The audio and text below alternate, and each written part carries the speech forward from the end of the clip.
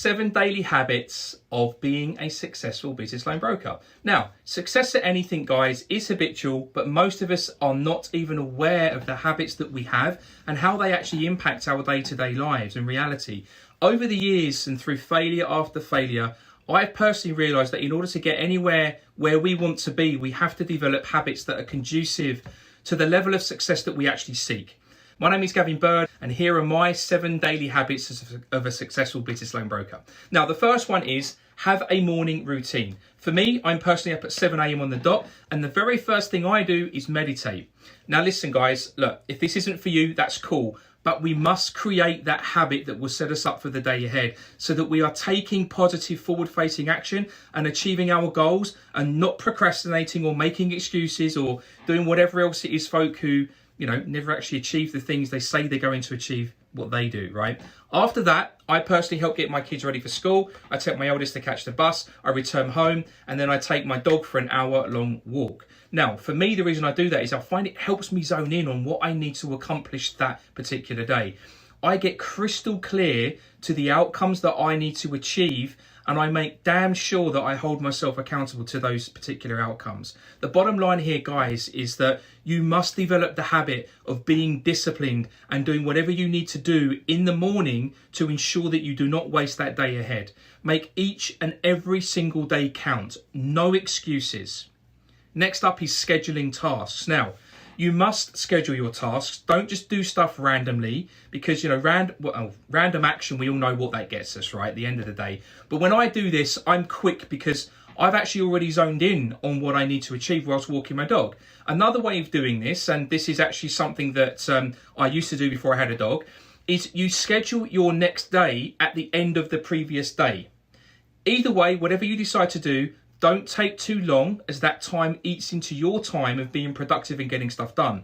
Use a calendar and block book the time out. Now, at first, when you do this, you're going to have to estimate how long it's taken you for any particular task. But then when you action those tasks, you measure that time and the time it takes you to complete them. And then you just dial yourself in, okay? And you can get super, super accurate at this. The reason we do that is that we must be aware of our time. It's precious, especially as a loan broker. Time is money. We actually always talk about this in our program. Time is an investment, and with any investment, we should actually expect a monetary return.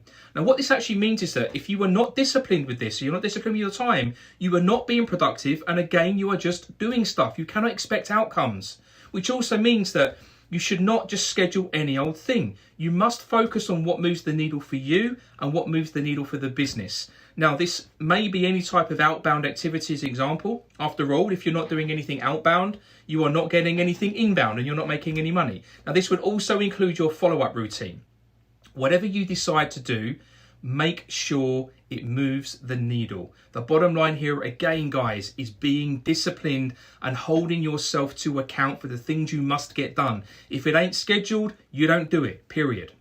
The next is chore routines. Now, this really goes hand in hand with scheduling tasks, only it's a weekly routine and it's focused more on our life versus that of the business. So an example would be, on a Monday at X time, we do our laundry, or on a Tuesday at X time, we go do the grocery shopping, right? You get what I'm sort of talking about. Again, the trick is discipline and not just randomly doing stuff as and when you do it, as that leads to overwhelm, okay? And these people, this is where we tend to run around in the false belief that we're so busy, we just don't have the time to do anything else. How many of those guys do you know? Or we tend to list out tasks on this ever-growing list of tasks that we just never get done. We have a hectic life. The outcome is stress, fatigue, and the same old you-know-what on a different day. Get disciplined. And here's a hint.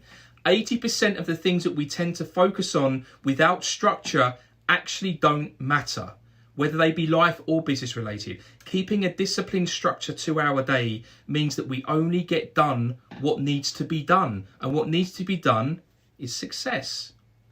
Next, listen to podcasts or audiobooks. Why? Well, really, there's so much knowledge out there being shared by some really amazing, awesome people on these podcasts, audiobooks, actually, and also on YouTube. They're amazing. And, you can learn a great deal in a very passive way without scheduling time, no stress at all, whilst you're working on your business or doing those chores, walking the dog, or whatever else it is you're doing. It's all passive. And the point of this is you maximize your time, you improve your efficiency, and you become a learning machine. Knowledge is powerful, okay? Especially when actioned, it creates more success. And if you're doing this and your competitors aren't doing this, who wins? Next up, meditation. Now, I touched on this in my part of my morning routine. I am not going to go deep here, guys, I promise you. I am just going to explain why I do this and why it helps me. And it helps me slow down up here and simply focus on the now, the today, and the things that I just need to get done. It prevents me overthinking and worrying about irrelevant things I have no control over, or what might be happening tomorrow or next week. It stops my anxiety. And, if you suffer from anxiety, the thing about it is it doesn't matter how much you try and rationalize it or how ridiculous it is, you still get it. I even got it when I was actually getting success and I actually got to the point of achieving all my goals, right? I still suffered from anxiety. It was crazy. And the thing is about anxiety is that it can be debilitating. It can be detrimental to our enjoyment of life and our future success. Meditation for me was the cure. I don't worry about tomorrow anymore. I don't worry or concern myself with anything that I just have no control over. I only focus on the now and what I need to do today. And believe me, it brings a real sense of peace and well-being to your life that, for me, no amount of self-help programs or books ever got close to matching. And I promise you, I did a lot of those. There's an amazing book, actually, guys, by a guy, I think you can get this in audio as well. It's by a guy called Dr. Joe Dispenza, called Breaking the Habit of Being Yourself. And if you are interested in this and you want to try it out, my suggestion is start there. Next thing is eating well. Okay, this is kind of self-explanatory, and this is especially the case when we're in the early stages of building our businesses. It's easy just to eat quick and convenient food, and that almost always is not the good stuff. Now, I'm not going to get into nutrition here, but I think we all know if you eat bad food, it's obviously going to affect your health and energy levels.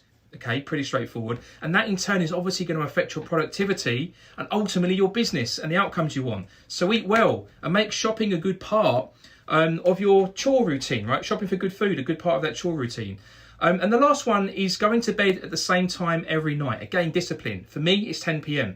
Now, I get a great sleep. I wake up and it's rinse, repeat, the same thing every day. And that's not boring, guys. Success is habitual. And any habit, when you understand them, create predictable outcomes. It's the same with bad habits. An example of this is how many folk do you actually know, let's say, that haven't got it together, right? Can you predict what things are going to be like for them next month or even next year? Same old thing, right? When you structure your life around good habits, you can't not get predictably good outcomes each and every time. It really just comes down to being disciplined and taking the future reality that you want seriously.